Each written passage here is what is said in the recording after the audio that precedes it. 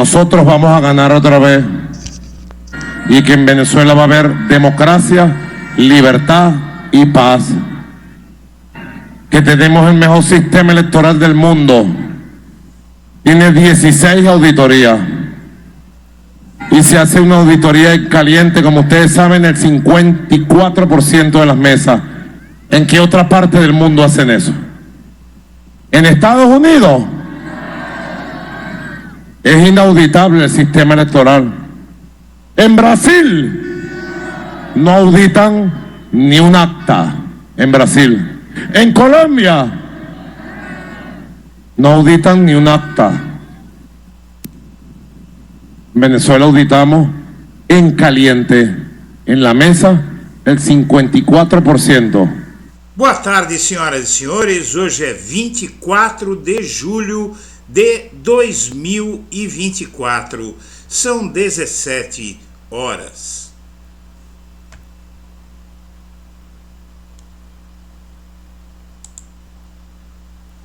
Você notou como Bolsonaro não disse um A sobre a acusação de Nicolás Maduro ao sistema eleitoral brasileiro? Bolsonaro tem um bom motivo para calar a boca. Essa baboseira dita por Nicolás Maduro, na verdade, tem uma razão muito boa, dá uma razão muito boa para Bolsonaro não comentar o assunto. Mas vamos entender direito essa história. Antes de prosseguir, eu quero pedir a você que acompanha o blog da Cidadania que se inscreva no canal, deixe seu like e compartilhe este vídeo. O Lula disse ter ficado assustado com a fala de Maduro sobre banho de sangue e afirma que o venezuelano precisa respeitar a eleição. Não dá para falar, tudo bem, dá para entender que o Maduro estava dizendo que se a oposição voltar ao poder, vai haver um banho de sangue. E ele aludia com isso a um passado que ninguém comenta, porque ninguém quer explicar, mas o Lula diz que ficou assustado pelo seguinte: o Lula conhece a história que eu vou contar hoje e ele sabe que o Maduro não falou em sair matando o povo venezuelano. Mas o que acontece é que o povo venezuelano, uma boa parte desse povo, não aceitaria muito bem uma troca no poder. Mas o Lula ficou assustado, na verdade, por uma razão muito simples. Porque não se fala em corda em casa de enforcado, não é? Então, falar em violência neste momento na Venezuela é uma irresponsabilidade. Então o Lula diz isso, não é? E diz que o Maduro deve entender que é o seguinte: perdeu a eleição, vai para casa. Vai acontecer o que tiver que acontecer, as instituições têm que funcionar. E o Maduro, ele fez essa acusação ao sistema eleitoral brasileiro que não tem pé nem cabeça. O Maduro lembra Bolsonaro que usou as urnas eletrônicas para a escalada golpista e acabou inelegível. Antes de falar por que é que o Bolsonaro está quietinho em relação a esse episódio, ele falou que o Maduro é um presidente sem povo, como Lula, mas ele não falou nada sobre a questão eleitoral. Vamos entender uma história, eu vou lhe contar uma história, é um pouquinho comprida, não é tão comprida assim, uns minutinhos você vai entender o que eu quero dizer. Eu vou lhe contar uma história porque eu conheço muito bem a Venezuela e eu vi o que aconteceu naquele país 22 anos atrás. Vamos entender. Eu estava refestelado no lobby do elegante Hotel Espéria, em Valência, capital do estado Carabobo, na Venezuela Central, considerada a capital industrial do país, quando ouvi subir o volume da televisão situada a uns 10 metros de distância da confortável poltrona forrada em cetim cinza escuro com descanso para os pés. Era 11 de abril de 2002. Eu reproduzo para você agora a locução da edição extraordinária do telejornal da TV estatal A Venezolana de Televisão, tal qual me lembro, e talvez com alguma imprecisão irrelevante. Organizações sindicales e empresariales hicieron un llamado a la concentración multitudinaria en este 11 de abril de 2002. Esta concentración se transformó en una marcha que está recorriendo los 11 kilómetros que separan el sitio de la convocatoria y el Palacio Presidencial de Miraflores. Si encuentra los chavistas que allí están, habrá una masacre. Era meio de tarde daquele outono cinzento de abril de 2002. Os hóspedes se aglomeravam em torno do aparelho. Muitos falavam idiomas que não lhes permitiam entender o que era dito e o atônito concierge não dava conta de explicar a todos, até porque ele queria ouvir para onde estava indo o seu país.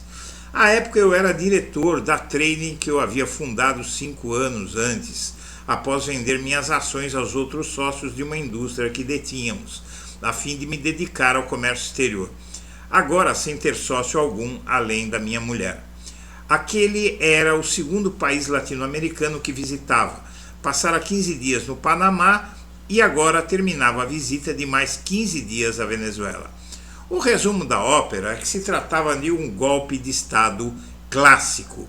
Por dever de ofício, eu lidava com a elite venezuelana endinheirada que odiava Hugo Chávez Frías, o até então presidente do país, com um fervor quase religioso, absolutamente igual ao ódio que a elite verde-amarela dedica a Lula.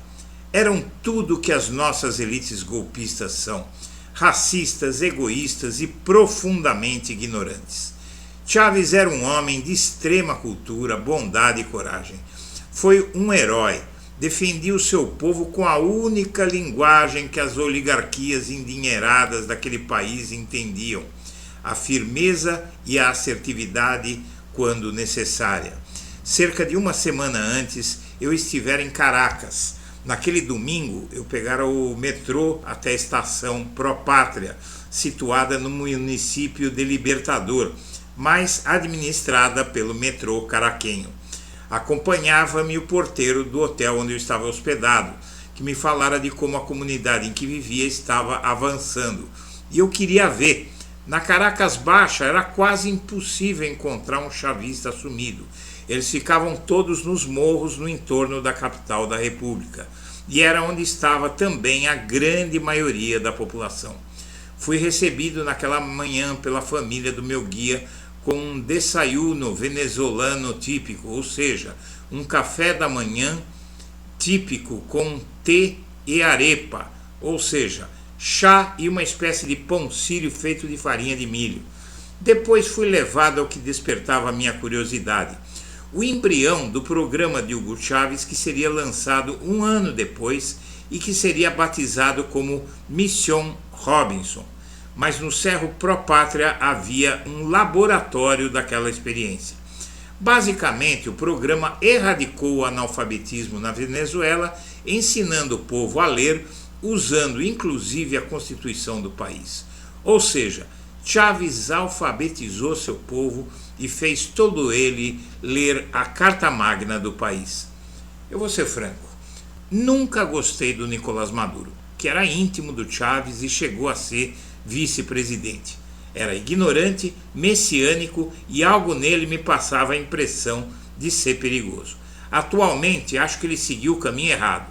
Chávez nunca foi truculento, ele é. Não sei se pode confiar 100% nele em termos de lisura do pleito que aí vem. Mas uma coisa eu garanto, quem levou a situação a esse ponto foi gente como a sacrossanta Maria Corina Machado, que apoiou pessoalmente o governo golpista de Pedro Carmona, que se apoderou do país momentaneamente naquele ano, durante míseros 3 dias, pois o povo desceu dos morros, cercou o palácio de Miraflores e exigiu a libertação de Hugo Chávez.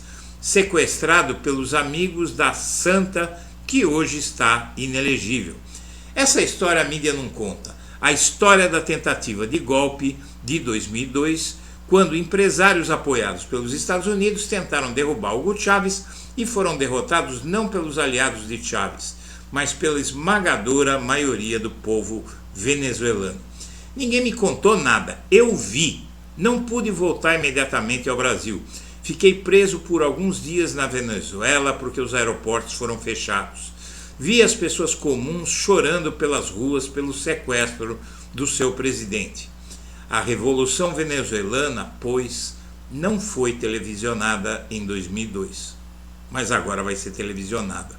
E o Bolsonaro, minha amiga, meu amigo, ele está aí quietinho, sem falar nada desse assunto, porque o Hugo Chávez está dizendo as mesmas baboseiras que o Bolsonaro disse, né? As mesmíssimas baboseiras que o Bolsonaro diz sobre o sistema eleitoral brasileiro. Então ele fala tão mal da Venezuela e ele age igualzinho um outro ditador como ele, só que o Maduro é um ditador competente, né? Conseguiu transformar a Venezuela num país onde não há mais liberdade total mesmo. Há opressão. Não vou chegar a dizer que o Maduro é um ditador, mas é um semi-ditador, por assim dizer. Apesar que com essa gente não dá para brincar. Porém, minha amiga, meu amigo, o Bolsonaro é um pretenso ditador incompetente e que vai ver o sol nascer quadrado logo logo.